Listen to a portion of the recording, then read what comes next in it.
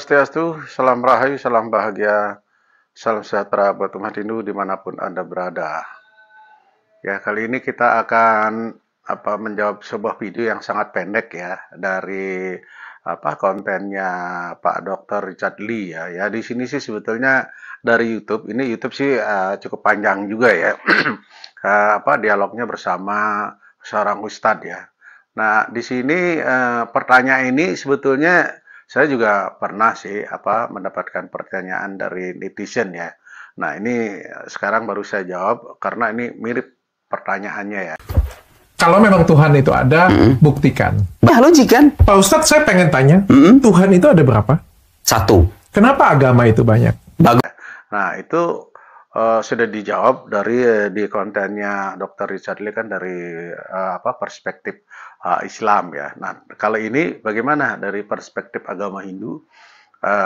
Jadi seperti pertanyaan Dr. Richard Lee tadi, kalau Tuhan itu memang ada, coba ditunjukkan. Jika Tuhan itu memang ada, coba tunjukkan. Nah, sekarang jawabannya adalah, ya di dalam agama Hindu, ya yang sering kita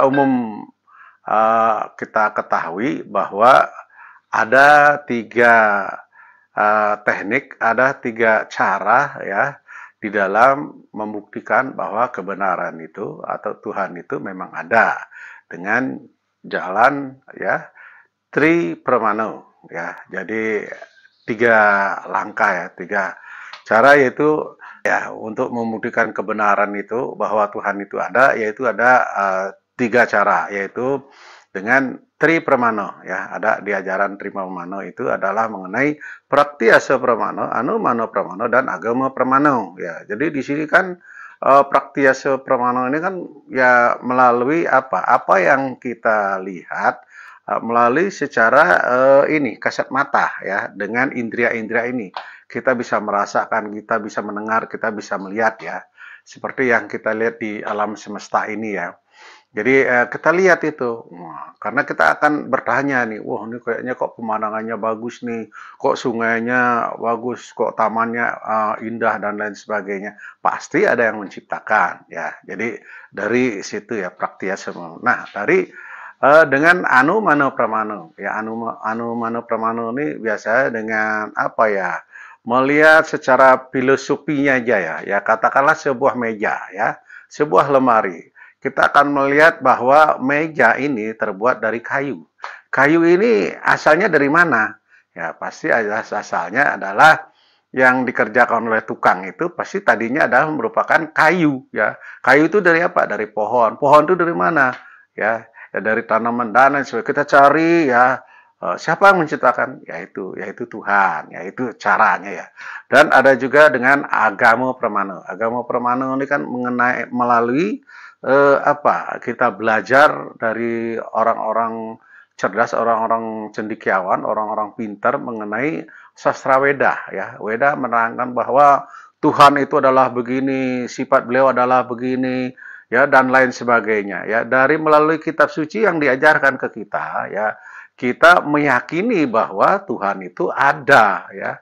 Jadi tanpa kita pernah melihat dan lain sebagainya, kita yakin bahwa Tuhan itu ada ya. Karena apa? Yakin dulu, baru kita merasakannya ya. Jadi seperti itu. Nah, itu yang secara di filosofi agama Hindu. Nah, sekarang logika saja ya. Dan yang satu hal lagi, bahwa siapakah kita? Ya, kita kan ini hanya ciptaan ya. Jadi untuk melihat Tuhan ini tidak semudah yang segampang yang kita bayangkan, yang kita inginkan. Karena Tuhan itu ya, kita harus membedakan dulu ya. Tuhan itu adalah maha segalanya ya. Maha suci, maha agung, maha mulia dan lain sebagainya, maha pencipta dan lain sebagainya ya. Beliau itu mempunyai sifat-sifat ya terbebas dari kemelekatan, terbebas dari ego, terbebas dari kebodohan, terbebas dari iri, dengki, benci dan lain sebagainya. Nah, sedangkan kita ya ini makhluk ciptaan yang penuh dengan dosa, yang penuh dengan sadripu ya, 6 musuh yang ada dalam diri kita, yaitu kebencian, iri, dengki dan lain sebagainya ya. Sehingga disitulah kita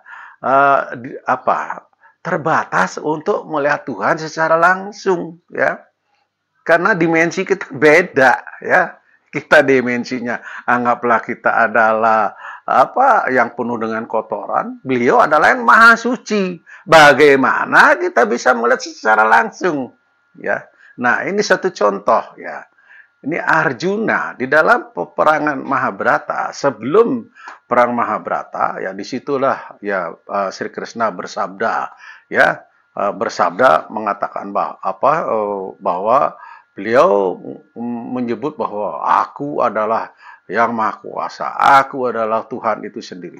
Nah, sehingga Arjuna ini kaget, kok orang yang sering bersama saya kok mengaku-ngaku Tuhan. Nah, Krishna, kalau engkau memang Tuhan, coba tunjukkan kalau engkau memang Tuhan. Nah, sama persis pertanyaannya seperti tadi, ya. Seperti kita yang orang bodoh ini bertanya, kalau Tuhan itu memang ada, coba tunjukkan, coba berwujudlah, kan gitu. Nah, akhirnya apa? Dengan cinta kasih, ya, dengan kemahakuasaan, dengan kasih sayang Tuhan Sri Krishna, beliau mengabulkan keinginan Arjuna, ya, beliau berubah menjadi Dewa Wisnu. Setelah beliau menjadi Dewa Wisnu, beliau berwujud satu persatu, ya, wujud beliau yang tak terbayangkan, ya, Nirgunam Brahman, ya. Ya, terus beliau berwujud Sagunam Brahman, ya. Seluruh alam semesta ini adalah wujud Tuhan, ya.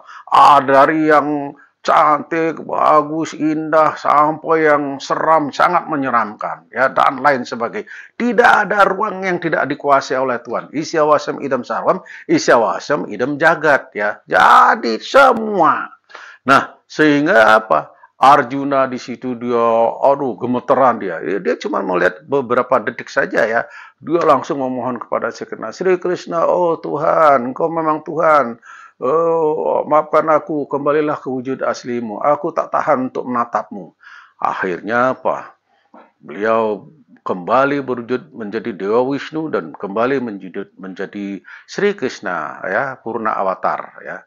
Nah, di sini Arjuna melihat Tuhan sekian detik sudah ketakutan yang amat luar biasa. Padahal sebelum melihat Tuhan yang aslinya, Arjuna sudah dibukakan mata ketiganya, ya. Jadi itu, kita tidak bisa melihat Tuhan tanpa dibukakan mata ketiga kita, ya. Maksudnya itu, mata suci, batin suci. Kita harus melihat Tuhan ini secara batin yang luar biasa, ya. Terbebaskan dari ego, terbebaskan dari sadripu, ya, iri, benci, keserakahan, kemelekatan, dan lain sebagainya, ya. Ya, kan Tuhan juga ada di dalam diri kita, ya. Isya Atmanastute, ya. Tuhan ada di dalam diri kita. Tuhan ada juga di luar diri kita, ya. Jadi Tuhan ada di dalam ciptaannya, ada juga di luar ciptaannya, ya. Itu. Jadi Tuhan itu ada di mana-mana, ya. Jadi bagaimana kita bisa menantang Tuhan untuk berwujud di depan kita? Itu hanya orang yang bodoh saja, ya. Nah, itulah banyak orang yang menjadi agnostik, ya, dan banyak juga orang yang menjadi ateis karena begitu, ya.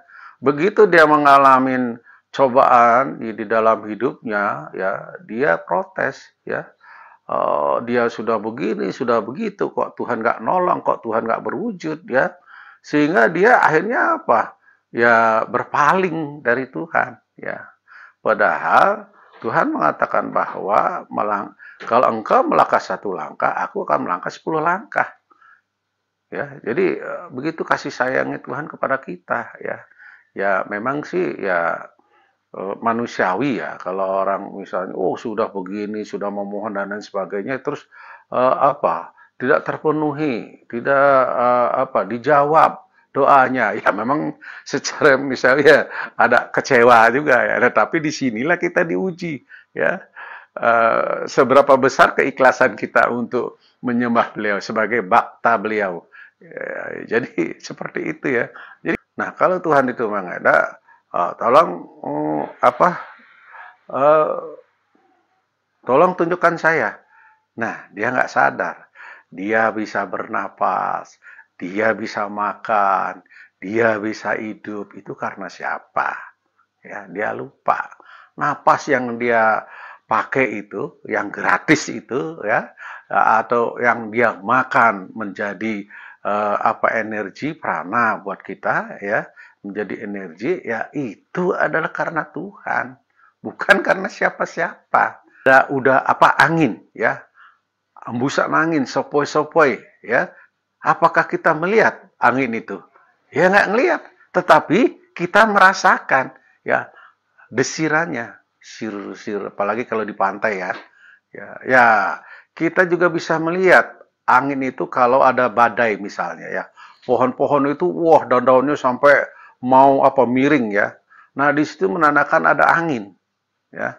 Jadi memang kita nggak bisa melihat kasat mata ini, tetapi ada. Ya sama seperti kita misalnya, ya kita tidak bisa melihat cermin muka kita di cermin karena apa? Cerminnya kotor, cerminnya banyak debu-debunya, yang mana mungkin kita bisa melihat. Ya, kalau kita bersihkan cermin itu, ya kita nampak muka kita, ya. Jadi di situ ya, makanya untuk melihat Tuhan kita harus terbebas dari sifat-sifat adripu. Ya, kita terbebas dari avidya, ya, kegelapan, ya, kebodohan, iri, dengki, benci, serakahan, dan lain sebagainya. Ya, baru kita bisa melihat Tuhan. Nah, kita juga tidak menyadari kehadiran Tuhan, ya. Pada saat kita berdoa, kita sudah berdoa, ya Tuhan, semoga hamba dapat rezeki, semoga ada orang yang menolong hamba, ya. Kita nggak sadar, nggak berapa lama itu ada tiba-tiba ada orang yang apa telepon, Pak, ini saya mau transfer apa mau ambil cash, nah, ya itu adalah pertolongan dari Tuhan melalui orang yang ditunjuk. Ya, itu adalah perwujudan Tuhan. Jangan salah ya. Atau tiba-tiba kita ditolong di jalan sama orang yang apa? Tidak kita kenal sama sekali. Ya. Ya, jadi dia menolong. Waduh, saya juga pernah ngalamin tuh ya. Waktu saya pernah itu dulu. Jadi saya naik angkot di Cilegon. Nah, saya nggak tahu berapa harga apa ongkosnya itu ya. Nah, saya turun. Nah, kebetulan bayarnya mungkin berapa ya? 10.000 kali. Saya pakai duit 50 ribuan, dia nggak ada kembalian. Nah, saya bilang, ntar dulu ya, saya mau tukar dulu. Tapi ada yang turun itu. Ah, nggak usah Pak, ini saya bayar nih Pak, ini saya bayarin Pak. Oh ya, waduh, saya nggak kenal tuh sama sekali ya, namanya di Cilegon ya. Nah, sesudah gitu saya ini mau nukerin uang di warung ya untuk balikin uangnya. Tapi setelah saya balik, nggak berapa lama itu sudah hilang dia. Ya, nggak ada tuh saya cari-cari orang, saya mau balikin uangnya. Nah, di situ saya beranggapan bahwa Tuhan menolong saya melalui orang itu gitu ya. Jadi memang kita jangan apa ya memakai logika yang kurang logis gitu ya bahwa wah kalau itu Tuhan itu ada tolong tunjukkan saya ya. Jadi itu jawabannya. Oke, semoga bermanfaat. Terima kasih, saya Wayan Mauludin, Paramasanti, Om Santi Santi Santi Om.